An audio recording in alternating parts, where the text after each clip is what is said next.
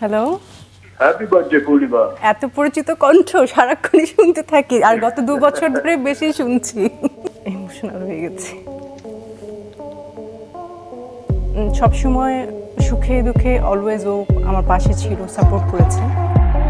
এবার ফাঁস হলো সকলের আড়ালে থাকা শাকিব পূর্ণিমার গোপন ফোন কলের ভিডিও চিত্র, যেখানে একে অপরের সঙ্গে বেশ ঘনিষ্ঠ আলোচনায় মগ্ন ছিলেন তারা। তাহলে কি ছিল আসলে সেই ফোন কলের কারণ, সে বিষয়টি নিয়েই এই মুহূর্তে একটা ধোঁয়াশা তৈরি হয়েছে সকলের মাঝে।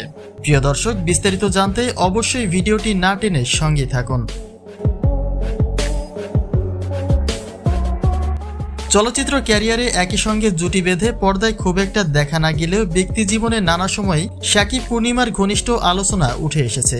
যদিও সে ব্যাপারে কখনোই খোলাখুলি কোনো মন্তব্য করেননি শাকিব পূর্ণিমা কেউই, কিন্তু একটা গুঞ্জনের দানা বেঁধেছিল তাদের মাঝে সম্পর্কময় একটা বিষয়ের।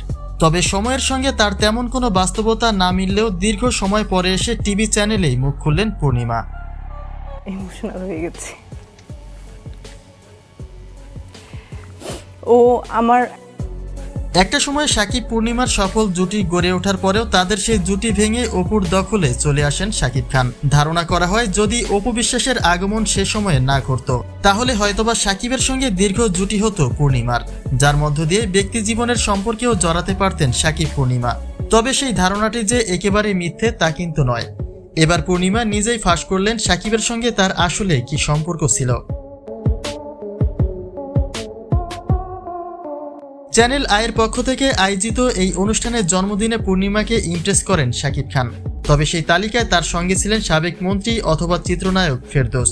এক এক করে দুজনেই পূর্ণিমাকে ফোন কলে জন্মদিনের উইশ করেন, যা পূর্ণিমাকে এতটাই ইমপ্রেস করে যে আবেগে আপ্লুত হয়ে অশ্রুসিক্ত হন তিনি, এবং জানান তার সবচেয়ে কাছের বন্ধু এই দুজন ব্যক্তি, যারা তার সকল সুখ দুঃখের পাশেই থাকেন।